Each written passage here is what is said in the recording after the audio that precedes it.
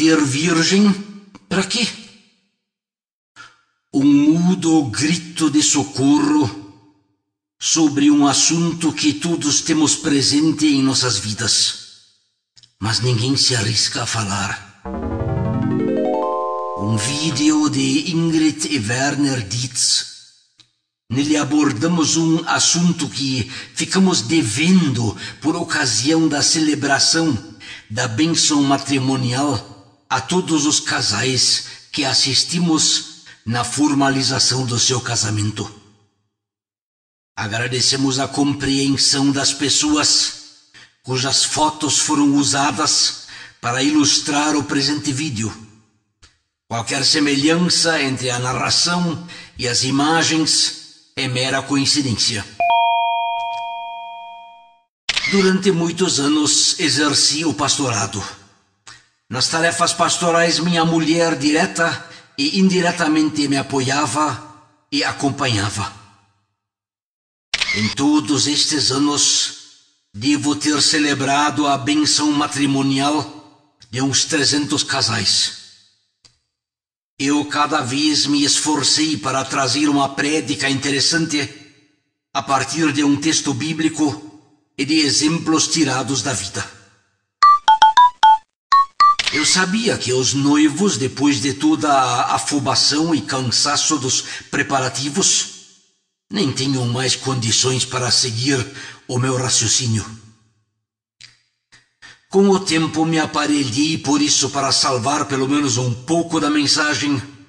Eu gravava o culto de casamento e dava aos noivos uma fita de lembrança. Mesmo com esse esforço, eu continuava tendo o sentimento de ficar devendo a todos os casais o mais importante. Porque assim como em velório de enforcado não se fala de corda, assim em casamento fica difícil falar em adultério. Eu ficava devendo uma resposta à pergunta sobre o casamento virgem dos noivos, ou ao menos um pronunciamento claro sobre a necessidade da confissão deste pecado e do perdão de Deus.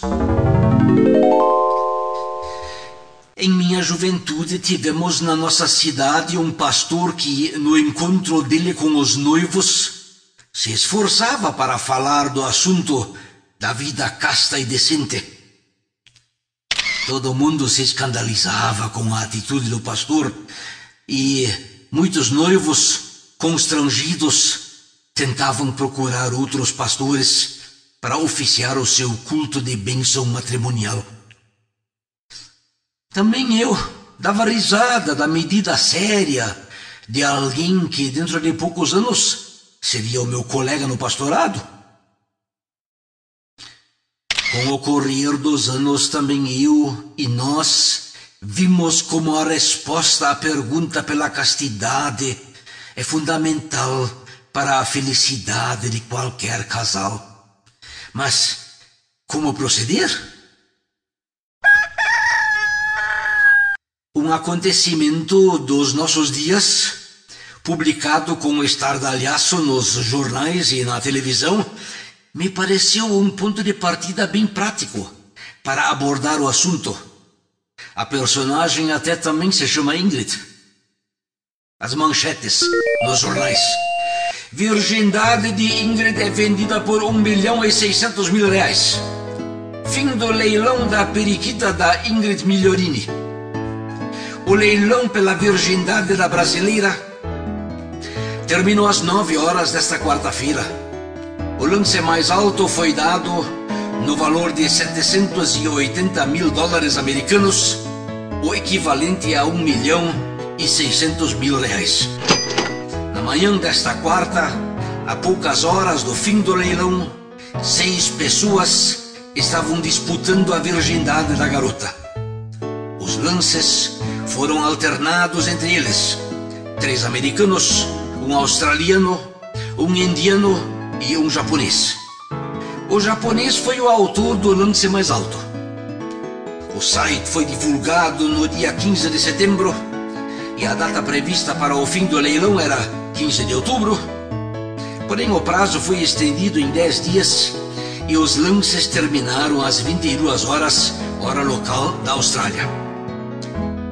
De acordo com o regulamento, a primeira noite de Ingrid está prevista para ocorrer 10 dias depois do fim do leilão, ou seja, no dia 3 de novembro.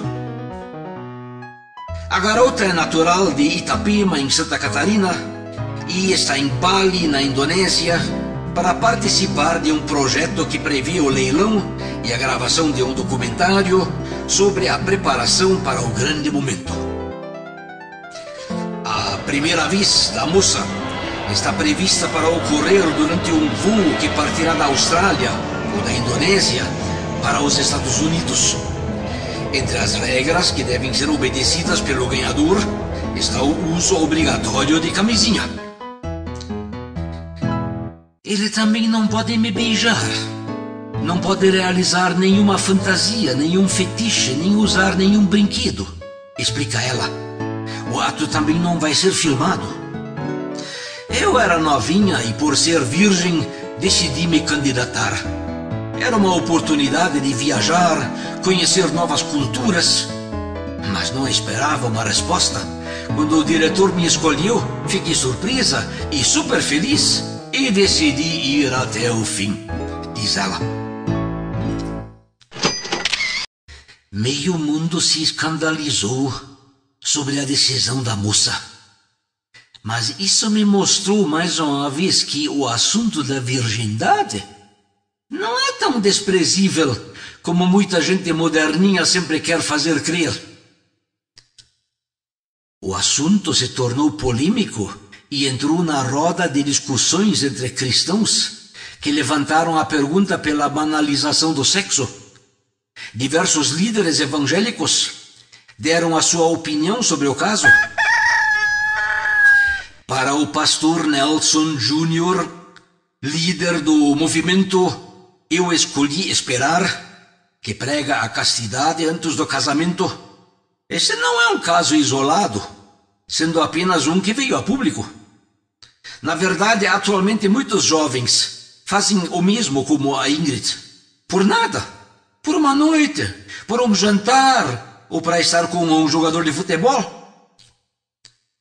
Nelson ressalta que esse caso é apenas a ponta do iceberg de um caos de decadência sexual vivida pela sociedade há muito tempo. Para a pastora Sara Shiva, o sexo é uma aliança que vai muito além do corpo físico. É uma aliança espiritual. O pecado do sexo tem uma parte que não pode ser lavada com um simples banho com água e sabão, porque ele vai muito além do corpo físico.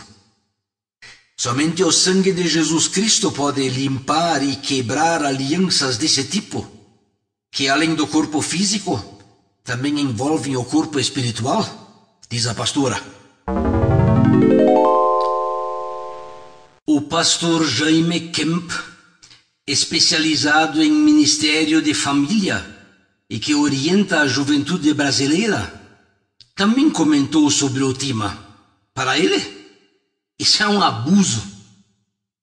É usar e abusar de uma menina. Estamos usando e abusando de uma pessoa ou de um grupo de pessoas. É triste, completou o pastor, dizendo que as mentes estão deturpadas. Com certeza isso vai vender. As pessoas têm curiosidade. E aqui se trata de muito dinheiro. Segundo a opinião destes líderes cristãos, uma conclusão é certa. A atitude de Ingrid certamente causará danos a um futuro casamento dela. Alguns chegam a apontar as consequências do que a promiscuidade sexual na vida de solteiro pode causar no casamento, como traição, desconfiança, ressentimento, divórcio ou até homicídio. O casamento em si já é uma tarefa difícil para noivos cristãos. Quanto mais errarão os que não conhecem a proteção e a disciplina de um Deus. Um dia desses, um moço me disse todo contente: eu agora pedi a fulana em namoro. Eu tive que limpar a minha orelha, porque pensei não ter ouvido bem. No meu tempo a gente ia pedir ao pai a fulana em casamento, mas não em namoro. Pedir em namoro é pedir a concordância do pai para assumir nenhum compromisso. O moço já vinha de uma convivência adulterada com outra moça. Os seus conceitos já estavam bagunçados. Uma pessoa que vive uma vida promíscua quando solteiro também será promíscua no casamento, por mais que queira ser fiel ao cônjuge. A bagagem de confusão da vida de solteiro refletirá na vida de casado. Adúlteros não nascem no casamento. Eles já entram adúlteros no casamento, acrescentou o pastor Nelson. A moça agora vai esperar ganhar R$1.600.000 a cada vez que fizer sexo com o seu marido. Esta conta não fecha nunca. Brincadeiras sexuais, antes, destroem a felicidade no casamento. Nascem dois vermes que corroem toda a felicidade dos dois: o ciúme e a desconfiança. A mulher eternamente ficará em dúvida a respeito do marido. Será que ele mesmo me ama de verdade? Ou só se aproveitou de mim para satisfazer os seus apetites sexuais? Quando está de viagem, ele não estará se aproveitando de outra mulher, assim como se aproveitou de mim, sem um compromisso formal de casamento? O marido, por sua vez, suspeitará sempre da mulher e se perguntará: será que ela, neste momento da minha ausência, não se está entregando a outro homem? Afinal, ela também se entregou a mim, sem aquele compromisso formal do casamento. A revista Veja avaliou em 2012 a venda da virgindade a partir de 2 pontos de vista, uma vez do ponto de vista econômico. Vender a virgindade não é grande coisa, se quem vende e quem compra são adultos e agem de livre e espontânea vontade, e nenhum terceiro foi prejudicado. Não há por que proibir uma transação desse tipo. Por outro lado, assim lembra o pensador alemão Immanuel Kant e discorda, trocar sexo por dinheiro é degradante para ambos os parceiros, pois fere a dignidade humana. O ser humano não pode dispor de si próprio como se fosse uma coisa. Ele não é a sua própria propriedade. Na verdade, aquilo que vale na vida, o amor, a fidelidade, o perdão, a alegria, etc., só podem ser dados ou recebidos de graça. Aqui entra, por exemplo, a doação de um rim ou a doação de sangue, que até a lei civil proíbe de ser comprado ou vendido por dinheiro. A Veja lembra na mesma revista como uma grande quantidade de políticos são corruptos, a ponto de a população já sentir vergonha da sua liderança. Ser corrupto é a mesma coisa que viver em adultério. A vida não tem mais valores. Adulterada está a ética, adulterados os princípios. Para os corruptos, cada pessoa tem o seu preço, não só as prostitutas. O afamado e polêmico costureiro Clodovil Hernandes, falecido em 2002 aos 72 anos e solteiro, disse em uma entrevista: "Eu nunca fiz na vida sexo que não fosse pago." Este homem, de quem a gente não esperava um pronunciamento de tanto valor, chegou bem perto do assunto que estamos tentando analisar aqui, ou seja, saber se a castidade vale a pena. Outro caso que chama a atenção é de outra modelo que foi casada diversas vezes sempre com cirurgiões plásticos. A mulher até consta no livro Guinness dos recordes com 42 cirurgias plásticas.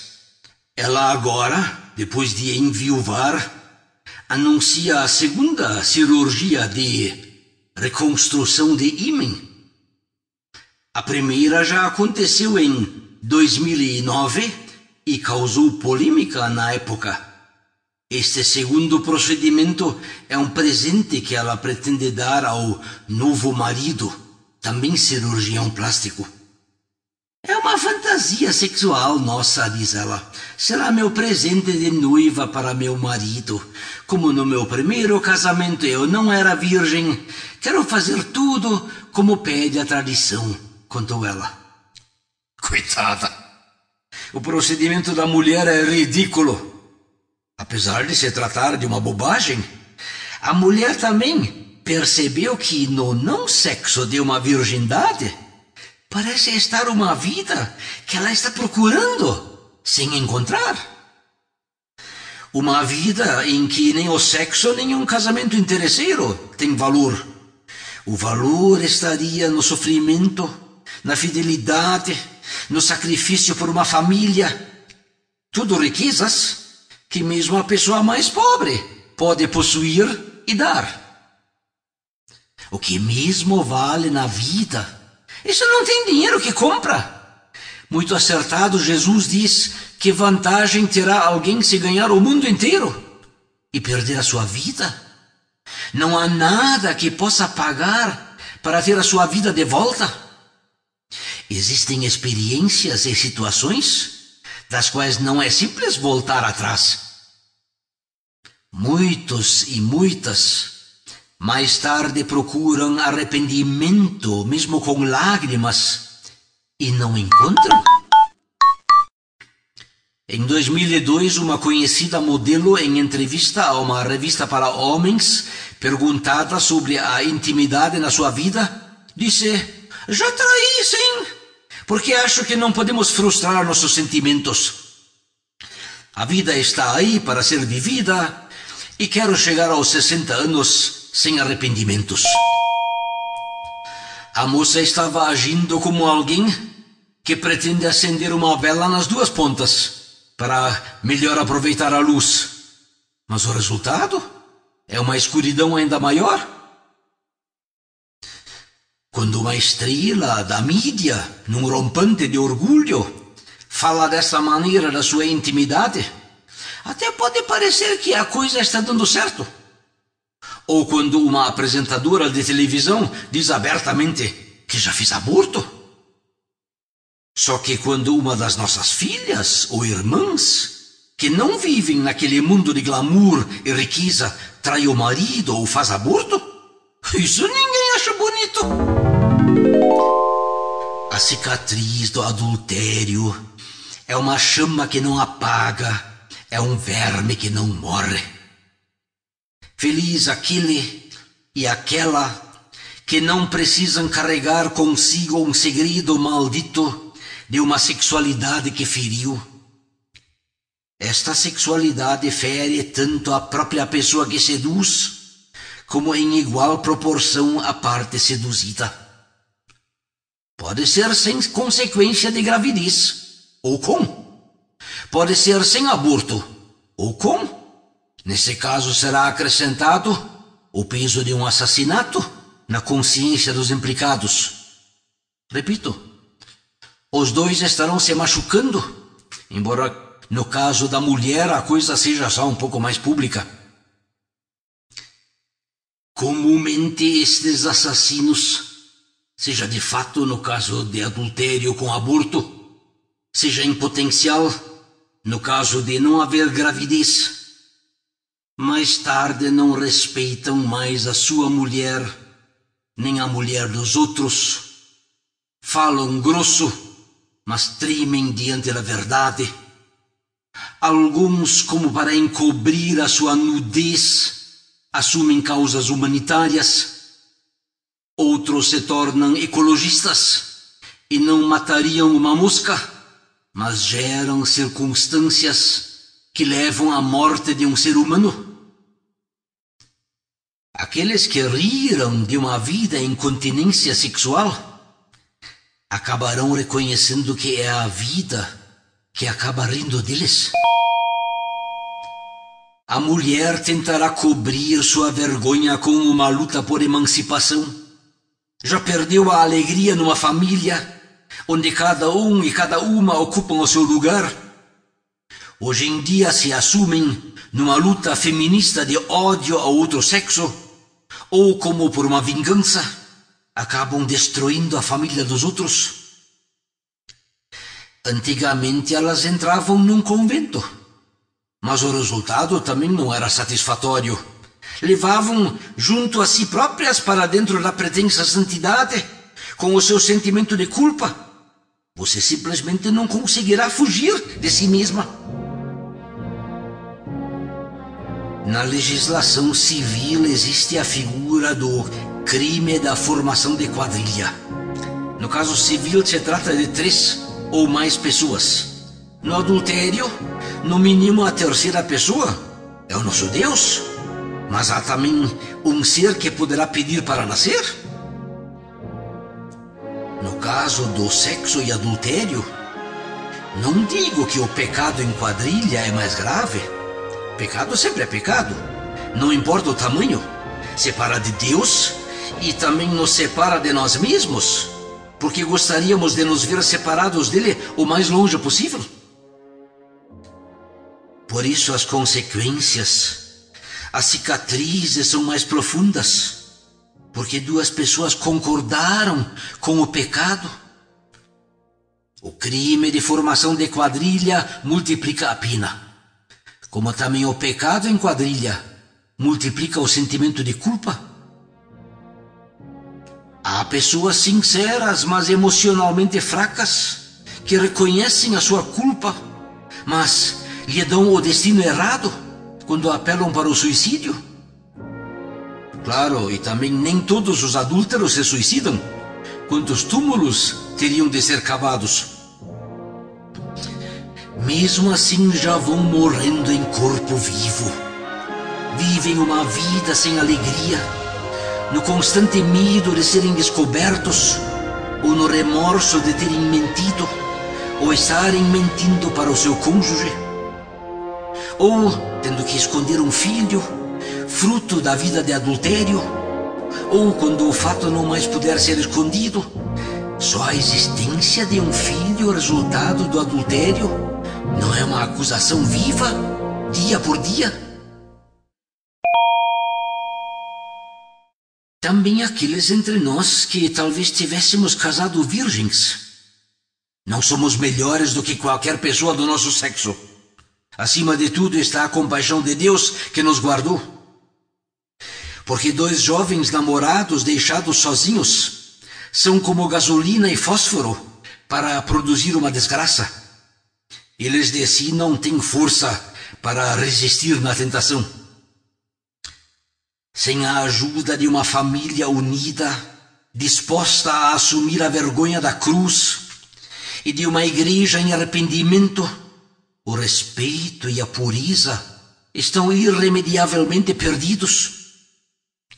Não temos mérito se tivemos a sorte de termos tido pais bondosos que se punham no ridículo para ajudar seus filhos na condução de uma vida casta e decente dentro dos mandamentos de Deus. Jesus, certa ocasião, diz: é inevitável que venham escândalos, mas ai da pessoa pela qual eles vêm, melhor lhe fora que se lhe pendurasse ao pescoço uma pedra de moinho e fosse atirado no mar. Também diz: qualquer que olhar para uma mulher com intenção impura, no coração já adulterou com ela. No livro dos Provérbios atribuídos a Salomão, lemos: há coisas misteriosas que não consigo entender, como o amor entre um homem e uma mulher. Eu sei que é um assunto que um pastor não pode falar de cima do púlpito, mas é coisa que levei atravessado na garganta toda uma vida de ser humano e de pastor. É a preocupação pela minha salvação e por uma vida em temor a Deus. É a agonia de alguém que crê que a Bíblia é a palavra de Deus e que o nosso Deus cumpre as suas promessas, mas também as suas ameaças. É a busca por uma resposta para a pergunta: de que maneira poderá o jovem guardar puro o seu caminho? Fui pastor em Concórdia, Santa Catarina. Lá eu era sócio de uma criação de porcos. Recebíamos as leituas de raça Large White do Fomento da Sadia. Eram porcas criadeiras da melhor raça, adaptadas para o clima da nossa região, resultado de intensa pesquisa genética. Para produzir uma cria de raça, geralmente é usado o artifício da inseminação artificial. Eu sempre me perguntava como será que no fomento rural do frigorífico tiram o sêmen do macho. É simples. Preparam um cavalete ou manequim com a forma do quadril do traseiro de uma porca e montam o macho em cima da armação. O animal imagina estar cobrindo uma porca viva e já vai soltando os espermatozoides, que são então coletados num recipiente pelo funcionário tratador. A imaginação do animal o faz excitar-se sexualmente até com uma simples peça de madeira. Veja, prezada mulher, um animal é enganado por uma simples armação de madeira no formato de uma parte do corpo da fêmea. Nós, homens, também somos animais. Claro, animais racionais. Animais que, além do corpo, têm um cérebro. Mas este cérebro briga com o corpo quando está perto de uma mulher. E na presença do corpo de uma mulher nua, então, ele perde o juízo rapidamente. Sei que existem cidades com verões horrivelmente quentes, úmidos e abafados, onde todo mundo usa pouca roupa, ou mesmo um verão na praia. Quando é a saúde que dita o feitio das roupas, tudo certo. Errado é quando é a moda, com seus decotes sempre mais excêntricos, dita a vestimenta. Aí então começa o perigo. Uma mulher crente não precisa se destacar por um guarda-roupa na última moda. Sei de pais cristãos que recomendam às mulheres da sua casa a andar sempre com uns 2 dedos de atraso na moda do comprimento da saia. Existem tecidos de algodão que são agradáveis de usar também no verão mais quente. Quem os veste só precisa observar que o tecido de algodão não seja tingido, mas branco, onde as finas fibras ainda respiram. Quero te pedir, prezada irmã e mãe, lembra-te da tua alma e também da minha, que você não seja lançada no mar com aquela pedra de moinho no pescoço. Você quer ser temente a Deus? Então não te torna culpada, expondo teu corpo para provocar o outro sexo? Roupa, perfume, modo de caminhar. Contudo, posso servir a Deus através de uma vida casta e decente. Não vou me tornar culpada de algum homem perder a cabeça por minha causa. Qualquer pedaço visível do lombo ou dos peitos, das pernas ou do bumbum da mulher excitam no homem o desejo por sexo. A parte exposta nem precisa ser muito grande. Mesmo um pedaço tão banal do corpo da mulher como o umbigo provoca na cabeça do homem que observa fantasias sexuais.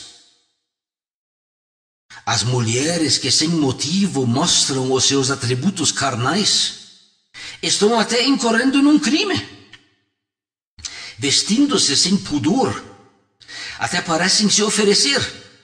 Se um homem se oferecesse para comprar suas carnes, recusariam assustadas e ofendidas. Mas estão, isso sim, fazendo propaganda enganosa? Primeiro oferecem o produto e depois se negam a entregá-lo? Se Jesus diz que a mínima intenção impura torna o homem um adúltero, quem então será salvo? Ninguém. É aí que entra a divindade de Jesus, que tem o poder e a misericórdia de fazer o milagre do impossível, de salvar os pecadores. Para chamar a atenção do rapaz, a moça deve usar a cabeça e não o corpo. Os teus olhos, o teu sorriso, as tuas palavras, o teu recato, a tua bondade são atrativos muito, mas muito mais duradouros, bem antes de qualquer atrativo físico. Moça, mulher, o teu marido conhece a si mesmo e os seus companheiros de gênero. Por isso ele às vezes é ciumento, por causa das roupas provocantes ou a maquiagem que tu usas. Ouve os seus gritos por socorro. Guarda-te somente para ele. Tu és o tesouro bem guardado em casa, cuja lembrança o alegra. Guarda para a intimidade do quarto do casal a oportunidade de tirar a roupa. Seja sábia.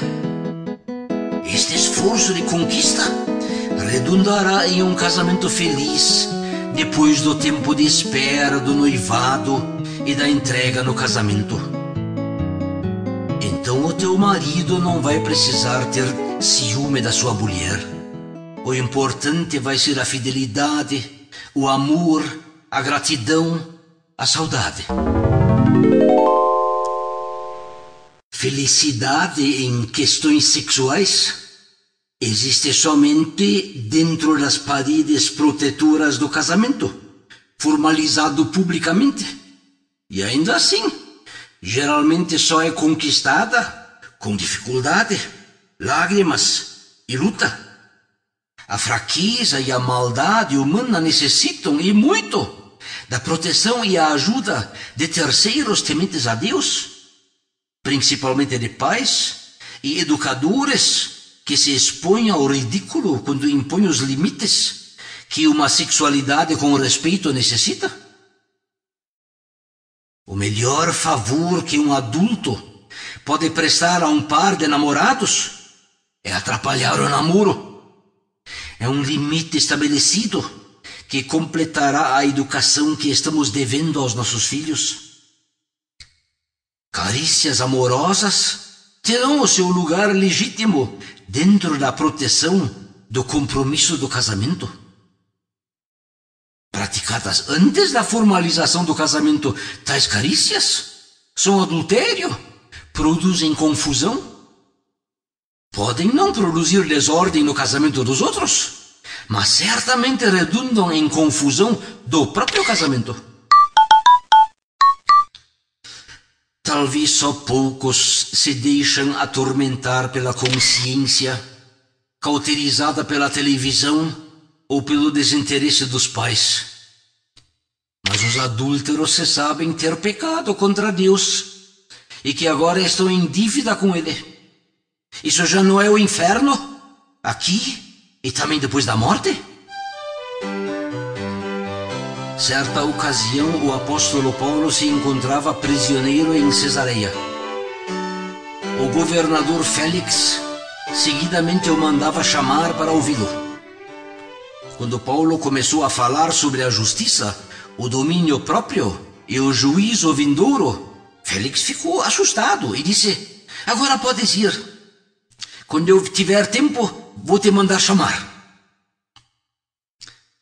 Falar sobre o domínio próprio para o governador Félix significava falar das suas aventuras sexuais fora do casamento. No contexto do fruto do Espírito Santo na carta aos Gálatas, o mesmo apóstolo Paulo recomenda aos cristãos que, além do amor, tenham também domínio próprio. Esta palavra se aplica à sexualidade. Nos mandamentos que o próprio Deus mandou por Moisés como recado ao povo de Israel, nos é dito: não cometa adultério. E mais tarde Lutero pergunta: que significa isto? Ele mesmo responde: devemos temer e amar a Deus e por isso levar uma vida sexual responsável e disciplinada, amar e respeitar a esposa ou o marido. Se o nosso Deus nos dá um mandamento, o seu objetivo é de nos proteger através da sua ordem. Muito antes de casarem, os confirmandos estudam no ensino confirmatório que o nosso Deus não quer que alguém mexa com a nossa mulher ou com o nosso marido, que futuramente vamos ter. Como um selo, um lacre, protege um contador de energia elétrica ou de fornecimento de água. Assim, o mandamento de Deus nos protege. O lacre quer dizer: aqui ninguém mexe. Se mexer, ai dele. Se o apóstolo Paulo vivesse nos nossos dias, ele talvez usasse como exemplo o casalzinho de namorados no domingo à tarde, quando a casa fica vazia ou quando os dois querem sair à noite. É uma situação como juntar gasolina e fogo. A coisa queima, queima, queima. Gasolina e fogo são coisas muito úteis. O petróleo no automóvel produz a força. Também o fósforo é muito útil quando o colono precisa queimar um pedaço de roçado. Mas o fogo precisa ficar controlado, dominado. Se ele escapa para dentro do mato, ele produz uma infelicidade. E o automóvel, se não for dirigido dentro das regras do trânsito, vai produzir um desastre. Aqui entra a assistência de uma família, de um pai e uma mãe que em verdade amam. Eles ajudarão os seus filhos a não ter que ficar sozinhos. Irão providenciar uma irmã ou irmão menor para fazer companhia aos dois. Irão marcar um horário limite para o namorado sair quando visita a filha da casa, talvez às 22 horas. Ou providenciarão condições que permitam ao casal jovem de preparar para meio logo o seu casamento. Caso contrário, os pais se farão cúmplices do pecado do casalzinho e culpados da futura infelicidade deles. Será melhor que os dois tenham uma festa de casamento bem pobre, mesmo sem um grande enxoval, mas vivida na verdade e na disciplina. De que adianta preparar uma festança pomposa de casamento, da qual todos já sabem de antemão que ela é uma festa sem conteúdo? O fruto proibido da sexualidade já foi comido fora e antes do casamento formalizado, e o paraíso já está perdido? O mais importante motivo para a disciplina sexual ainda nem foi mencionado. É que o nosso Deus quer evangelizar através do nosso casamento. Disso dá testemunho a carta aos Efésios, capítulo 5. Iniciamos o presente trabalho com a pergunta: vou me manter virgem para quê? Nós não nos mantemos virgens para o nosso noivo ou nossa noiva.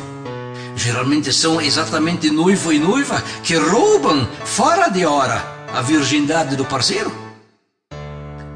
Se nos esforçamos por uma vida direita em termos de sexo, como também em todas as demais áreas da nossa vida, como profissão, amizades, sucesso, nós não o fazemos para o nosso cônjuge. Se vivemos uma vida casta e decente, é para o nosso Deus que nos guardamos, porque devemos temer e amar a Deus. Trata-se da comparação entre uma noiva que espera enfeitada e cheirosa pelo noivo amado que se comprometeu a desposá-la. Jesus, certa ocasião, fala da expectativa das 10 virgens que estão no aguardo do noivo. Que comparação formidável! Mas também que compromisso, que desafio, que vocação! Paulo usa uma comparação extrema quando diz: não sabeis que os vossos corpos são membros de Cristo? E eu, porventura, tomaria os membros de Cristo e os faria membros de prostituta? Absolutamente não. Por fazermos parte do corpo de Cristo, desta riqueza espiritual, eterna, divina. Por isso o cristão faz de tudo para não machucar nem sujar este corpo. A nossa convivência como casal é uma sombra aqui na terra daquilo que acontece concretamente no céu. Tudo isso é apenas sombra daquilo que virá. A realidade é Cristo. Quando nos preocupamos em primeiro lugar com o plano de Deus para a salvação das suas criaturas, de quebra, como gorjeta, como subproduto deste plano de Deus, até os nossos casamentos receberão um valor duradouro, eterno. Um esforço por pureza sexual faz sentido somente a partir de Jesus, o nosso Deus e Salvador, e isto tanto para casados como para solteiros. E é também por causa de Jesus, o nosso Deus e Salvador, que um esforço por castidade antes do casamento recebe força para resistir.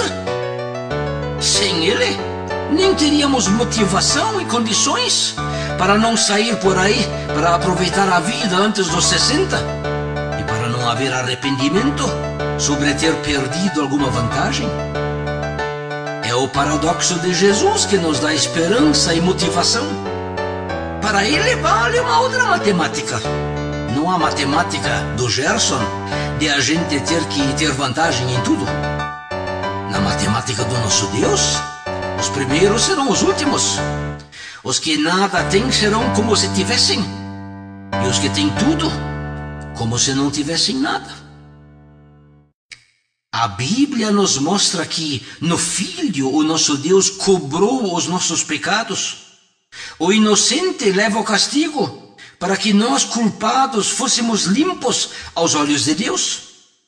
É por causa do Filho que não precisamos aproveitar todas as oportunidades que a vida nos oferece em termos de riqueza, prazer e honra.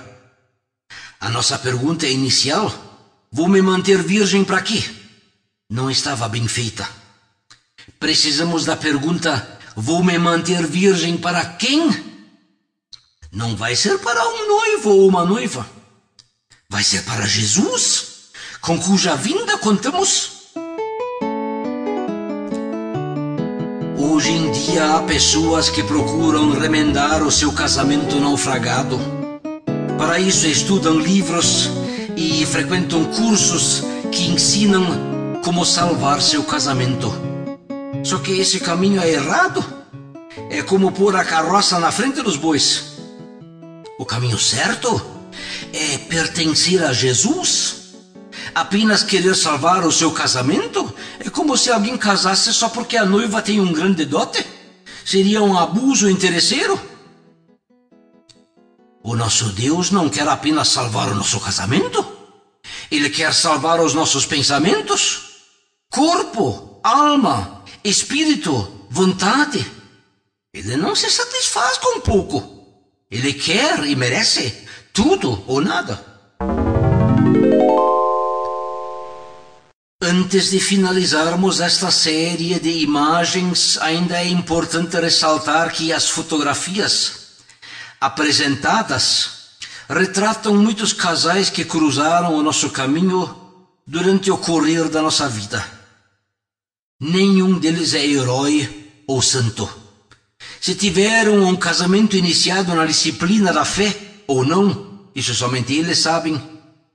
Se o casamento já começou adulterado, vale para eles o perdão de Deus, porque pecado confessado é pecado perdoado.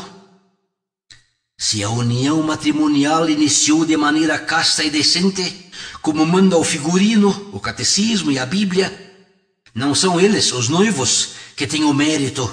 É dom de Deus e foi a ajuda de familiares e de uma igreja que atrapalharam o seu namoro? Não conhecemos casais que nunca tiveram problemas de convivência, que não conheceram raiva, mágoas, rancor e lágrimas. Mas vimos, e isto pode ser dito com toda a convicção, que a integração do casal num grupo de jovens cristãos e na igreja lhe serviu de ajuda e proteção. O estrago pelo menos não foi tão grande, e na questão do respeito mútuo, nenhum dos dois terá motivo de queixa contra o outro. Ninguém de nós merece este interesse do nosso Salvador. Se eu não soubesse que a confissão dos pecados nos livra de todo sentimento de culpa, remorso e medo de castigo, a gente aqui nem podia abrir a boca, porque não somos melhores do que ninguém. Se você percebeu que também o seu casamento começou embrulhado, egoísta e sem a bênção de Deus, vale para você a promessa de Hebreus 4:7. Hoje, se ouvirdes a sua voz, não endureçais o vosso coração. Ao sincero, o nosso Deus concede a sua graça. Talvez o arrependimento ainda possa ser encontrado, porque onde aumentou o pecado, a graça de Deus aumentou muito mais ainda.